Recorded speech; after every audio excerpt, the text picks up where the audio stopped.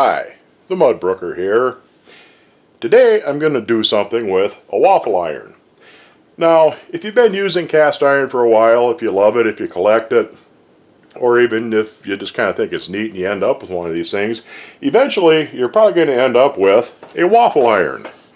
Well, what can you do with a waffle iron besides making waffles? Well, there's quite a few things you can do actually. One of them is make Beef Wellington.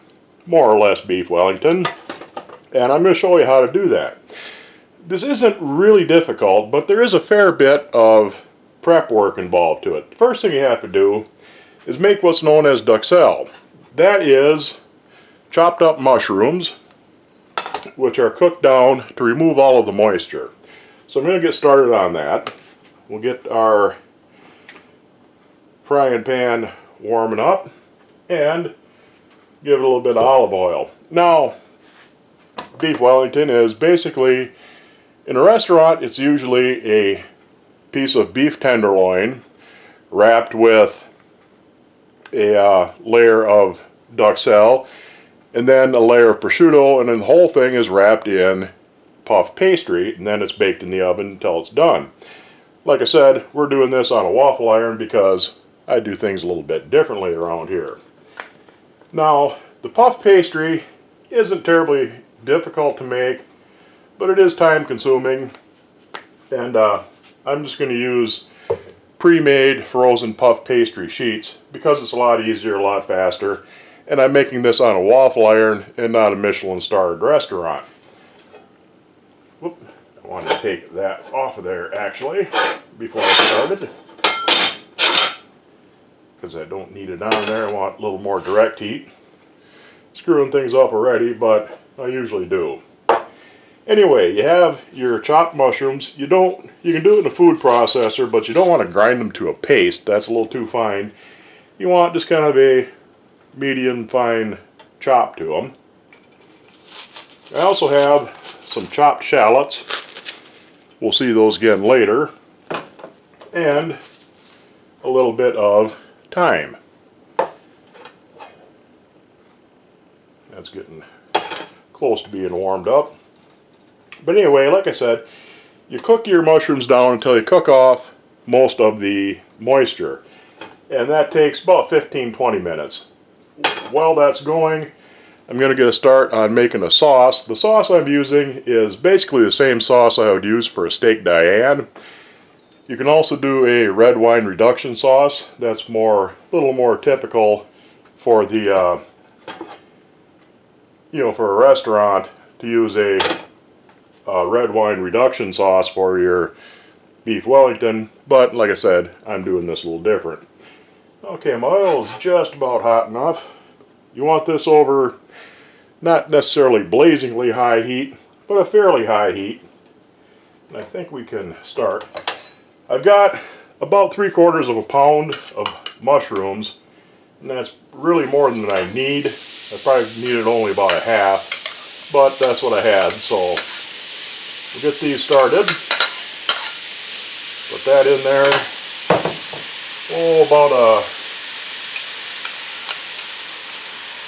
tablespoon of chopped shallots.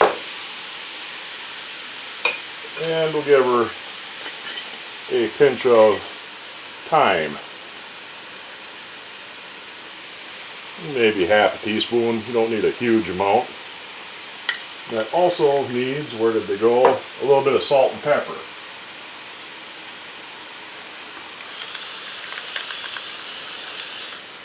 A little pepper, a little salt,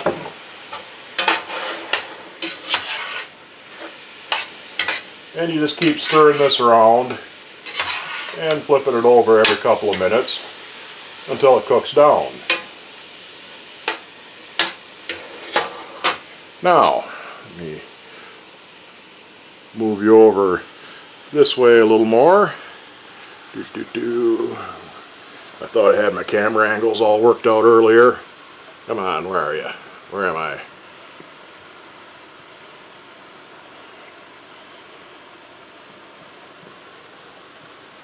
Ah, there I am. I have a piece of ribeye here, cut very thin. We'll get to that a little bit later. Cut real thin. I have the trimmings. You want to trim all the fat off of it. But I have the trimmings, and those get cooked up a bit too. Just set him aside. Get this bowl out of here. And get this bowl. What I'm going to do now is make the base for my sauce. I'm going to start off with a cup of beef stock. Get that in there. About a tablespoon of, grab a clean spoon, about a tablespoon or so of tomato paste. Get in there, you. Put that in there. I need a cleaner spoon. There we go. A couple of tablespoons worth of Dijon mustard. This is actually a teaspoon, but I'm just kind of gobbing it in. And it doesn't have to be super precise.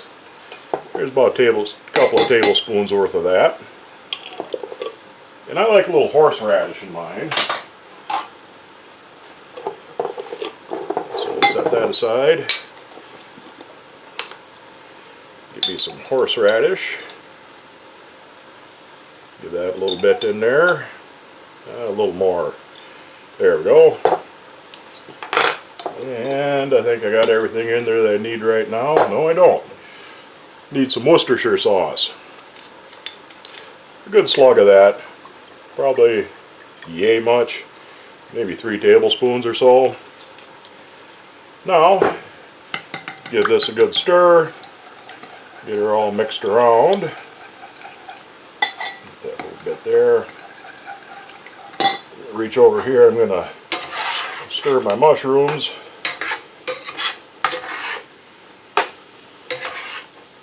You'll have to stir them a bit more towards the end because you don't want them to scorch and burn. But those are coming along good. Like I said, they'll take 15-20 minutes. I got the base of my sauce pretty well started. And I will be back once the mushrooms are done, and we'll move on to the next step. Our mushrooms are just about done. You can see they've reduced down quite a bit. Got most of the moisture out of there. Towards the end, you got to be a little more vigilant with your stirring so that they don't scorch on you. But I would say these are about done. Grab a hot pad, and we'll get these out. Set them aside for the moment.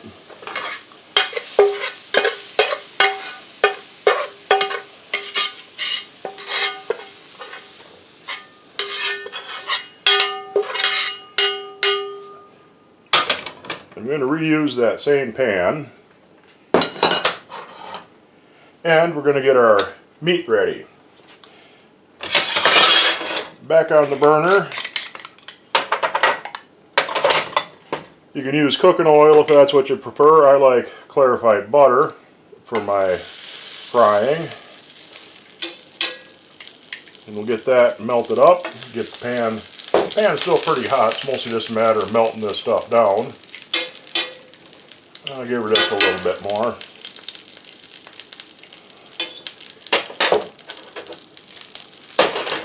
Yeah, it's a nice hot pan. We want it good and hot because what we're going to do next is sear our meat. These are, like I said, ribeye cut thin. And I just want to sear them good, and I'm going to throw these trimmings in there too because I want the flavor of them for later.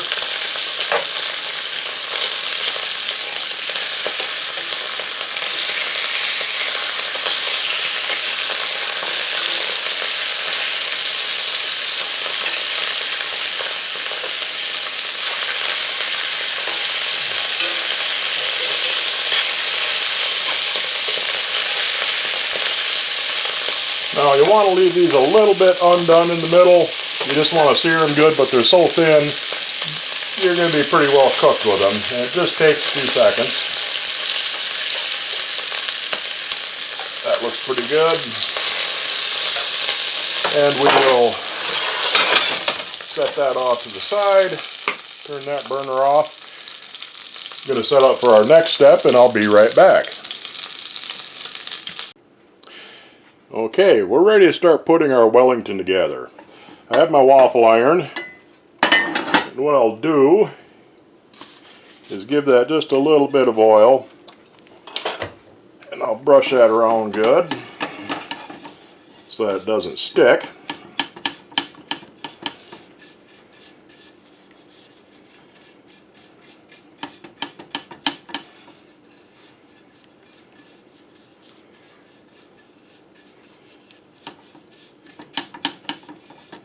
Alright, now I'm going to take, I can get a little bit better angle here maybe, hopefully you can see a little better. I'm going to take one of my sheets of puff pastry. Which way does that unfold? Unfold it on my waffle iron. Bring it over just a little bit. Press that down just a little bit. We're going to put on, got some nice prosciutto here. I'm going to cover that with prosciutto.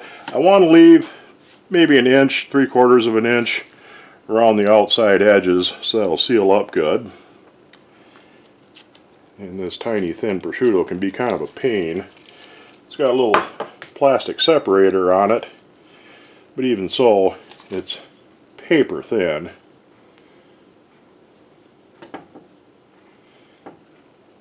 Come on. It doesn't want to cooperate.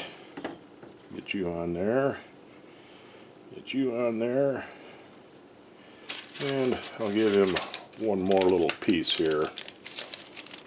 Jesus, that is microscopically thin. That one is. But I'll get him on there. Now, take a little bit of our mushrooms. Put a layer of those on, spread them around good.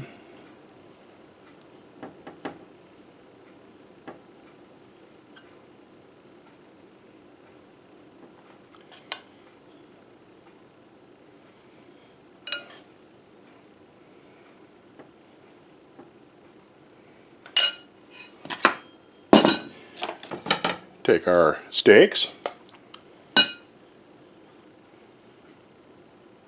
Those on, some more mushrooms,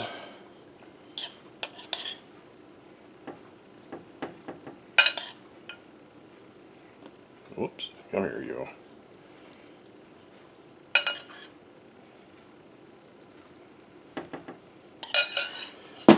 some more prosciutto,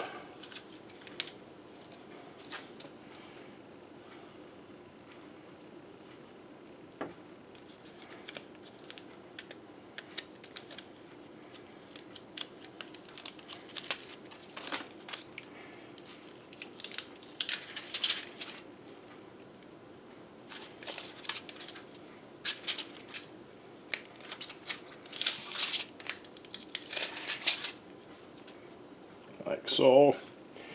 Make sure our edges are back a little bit.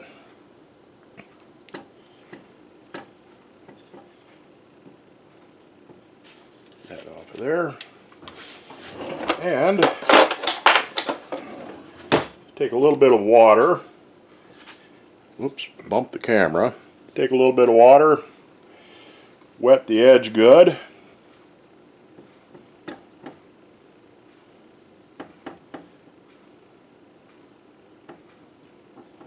So it seals nice. Take our other sheet of pastry and put that over the top.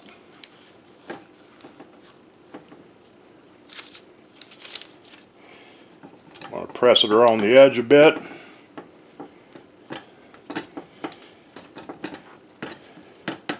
Pack the whole thing down some. Get it pressed down nice so it seals up good. And then,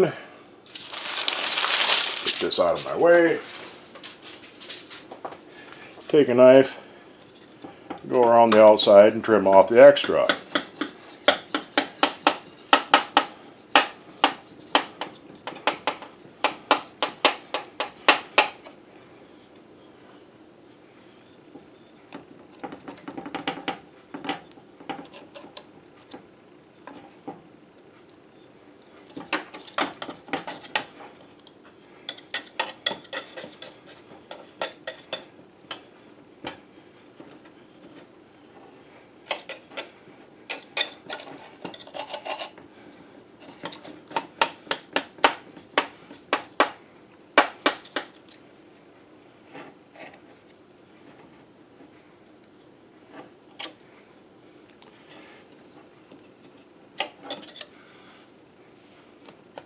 Okay, I'm going to set this one over here just a little bit.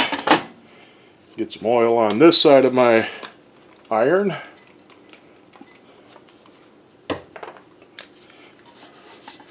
Brush it around good.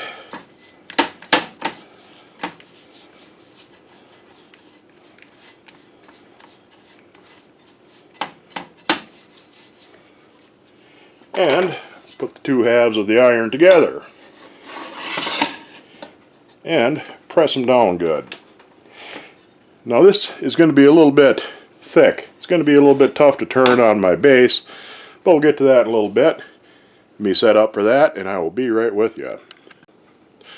Alright, we're back, got everything set up for the next step. Kind of a pain doing a more complicated recipe with many steps when you don't have a big area to work in. Put your waffle iron, this is cold, I'm going to put my waffle iron on the base. And I will turn the heat on to fairly high, and we'll start the timer and we'll give that 3 minutes. While that's going on, I'm going to warm up this oil, this pan that I've been using all along for pretty much everything, and we're going to get our sauce going as soon as that's good and hot. You can see my burner smoking a little bit. It must have splattered a little on that when I was frying, but that'll settle down in a second.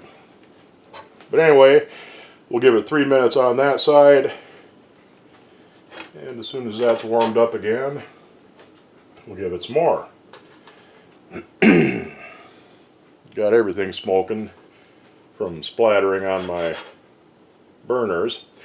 But this is the same pan I've been using all along. It's got a little bit of mushroom left in there. It's got from the beef.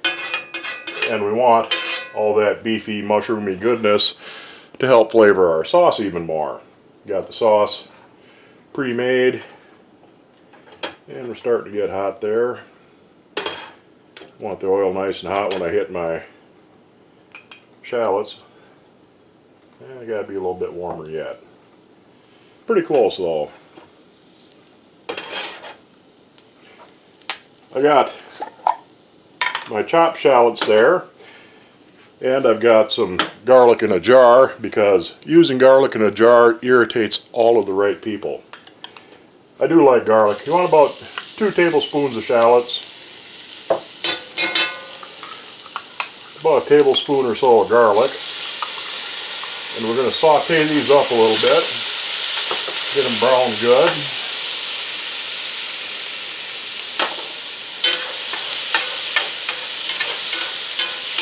And then we're going to add a 1/4 cup of brandy to help deglaze it and set it on fire. Why? Because it's cool.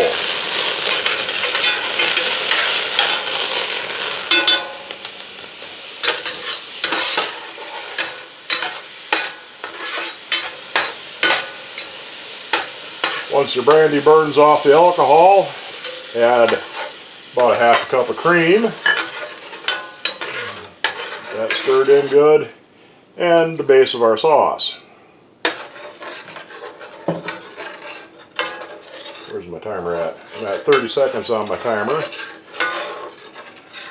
We'll bring this up to a boil, then we'll let it simmer down a little bit.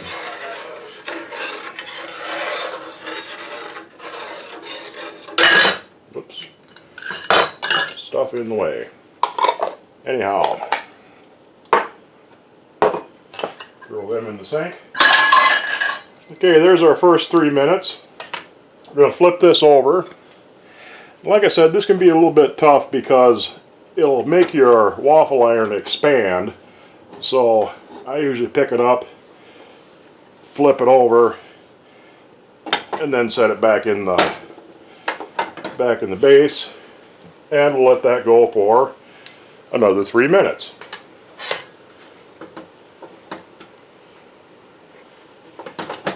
Sit evenly, you. There we go.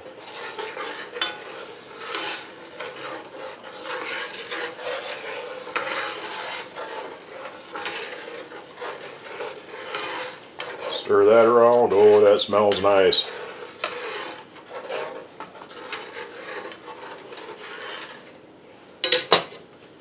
Stir that around and it'll back the heat down on that to medium and let it reduce down a bit so it thickens up good.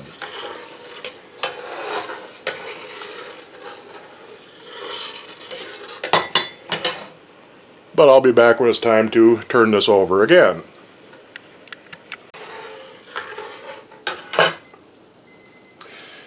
Alright, it's been 3 minutes. I'm going to flip this over again. So far it's had 3 minutes on each side. Now I'm going to flip it over. And this time I'll give it 2 minutes per side. So 1, 2. I'll be back in a couple minutes. Our sauce is reducing down nicely. I'll turn that off here shortly. But we're getting 2 minutes and you can probably hear that starting to sizzle a little bit in there. That means we're going along pretty good. So I'll be back when it's time to flip her one more time. Okay, flip this over one last time.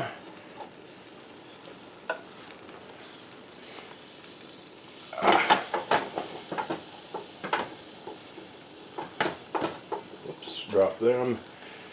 Start my timer. I'm going to see if that'll come loose.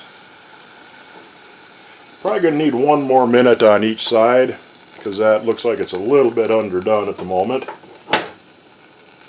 Stay put, you. Wants to flip one side down a little too far. But I'll probably give it 1 more minute on each side. So I'll give that an extra minute. And I'll come back and flip the other side and give that a minute.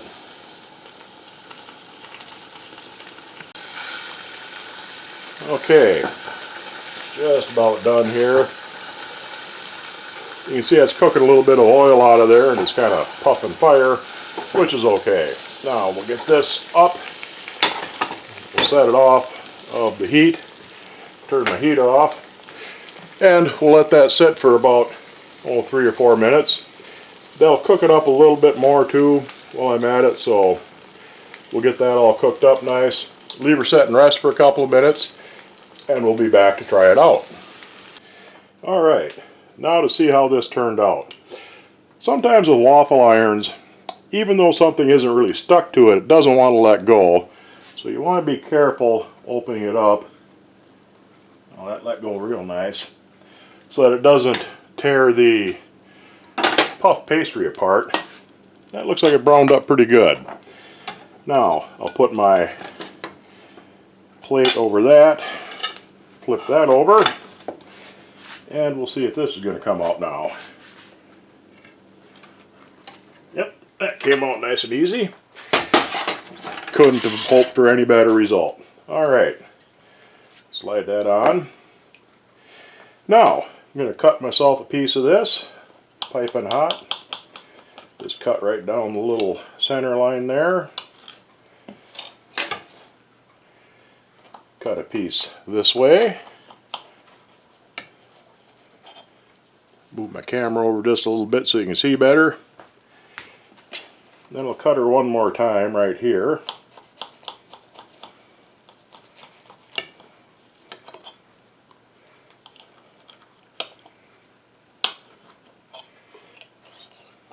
This over on the plate, and there you can see inside the nice layers of mushroom and meat and puff pastry. Get a little bit of my wonderful sauce. I love this sauce mostly because you set things on fire when you make it, but even if you don't light it on fire, it tastes really good. Put that there and we'll give her a taste. Still plenty hot. Dip a little sauce on there.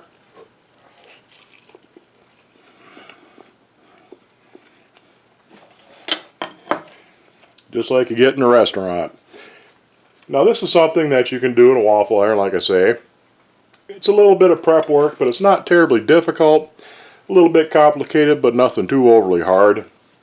And I really hope you give it a try because this is really good. The mushrooms, the meat, the sauce, the puff pastry, it all comes together beautifully and it tastes fantastic.